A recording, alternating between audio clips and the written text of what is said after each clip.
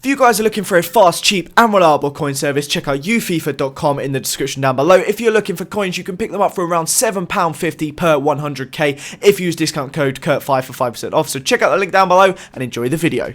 What's up guys, Curtis here and welcome to a brand new episode of Overpriced vs Affordable. Today we have Zlatan Ibrahimovic up against Lacazette. Now I put a poll out for who people would like to see me compare Zlatan Ibrahimovic against, and miles ahead Lacazette won this one. Literally, like, the polls are ridiculous. He just flew off with it. I thought maybe someone like Yin-Yak would have been a better comparison, but you guys wanted to see Lacazette, so Lacazette is what I have done. So before we get stuck into it, I do want to say, if we could hit 300 likes in this video, guys, that'd be absolutely fantastic. Also, if it is your first time around here, if you could hit that subscribe button, that would be absolutely awesome. But anyway, let's get stuck into it.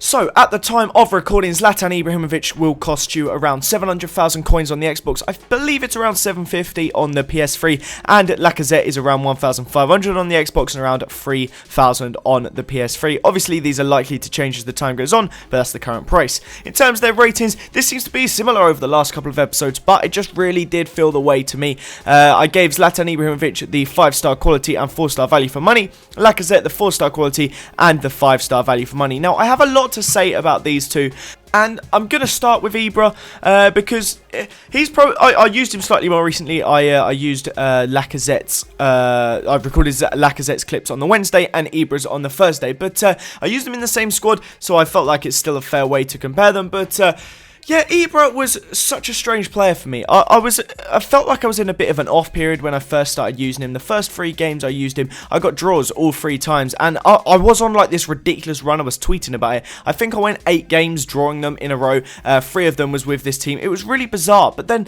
I kind of I learned how I should be using Ibra. Now, I don't know what I was doing wrong, but I kind of worked out now. I used to just skill with him constantly. It feels like now you just need to take the ball and just run, do zigzag runs, and just shoot whenever you get near the box, and he is ridiculous. It was crazy. He was getting onto through balls, just running at defenders and just putting every single thing in the back of the net. Every time I was at a one-on-one, I was scoring 100% of the time. He has 91 finishing, but it was just absolutely ridiculous. So obviously it's a huge loss, the fact he's gone down from 5-star skills to 4-star, but he still had 4-star weak foot, and it honestly felt like 5-star. You will see in these clips I scored an insane amount of left-footed goals with him. This might even be one here.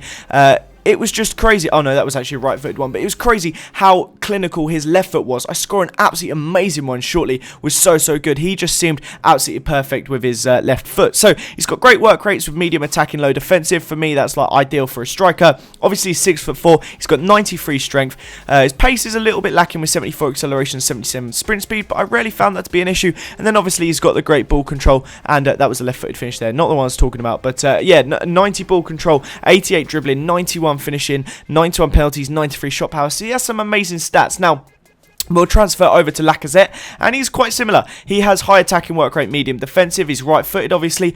Quite a bit shorter, at 5'8", which I do think is noticeable. But he does still have 74 strength and 72 physical, which is not something to shake a stick at. Obviously, 4-star skill moves as well, and 3-star weak foot. So a little bit of a downgrade regarding the skill moves, but it's still got really decent finishing with 82, 86 dribbling, and ball control. So 80 ball control. Sorry, I didn't actually tell you the number, but so it was a very interesting one. It's really tough to pull these two apart. Lacazette, for me, it feels like he's missing out massively on the height and the strength, but dribbling and sheer pace and finishing, he kind of does a good job. But there was something just completely undescribable about Zlatan that I really wish I could just explain to you guys. But there was just something about him where once I kind of worked out what I needed to do with him, he was one of the best players I'd ever used. If I picked up the ball and just gave it to him and just kind of ran with it, it was insane. I mean, you look here, I get the ball, it always just ends up bouncing back to his feet. It was the same last year. He's got such a great centre of gravity, and the ball just always sticks around his feet. So it's something so bizarre about him that I really don't know what it is. And don't get me wrong, I honestly think Lacazette is one of the best strikers on this game. He is absolutely sensational. But Ibra just really has something else that is just so indescribable that once it clicks, it really clicks. So without any further ado, the winner of this episode is Zlatan Ibrahimovic. I kind of wished it wasn't, but I have to say, guys, he's brilliant this year. He is so good. Even without that 5-star skills, he is a goal machine. So I hope you guys enjoyed this episode of Overpriced vs Affordable. Remember to comment down below with any players you would like to see in future episodes of Overpriced vs Affordables. Leave a like if you enjoyed it. Subscribe to this channel if you're new around here. Have a nice day, guys, and I will see you all next time. Bye bye.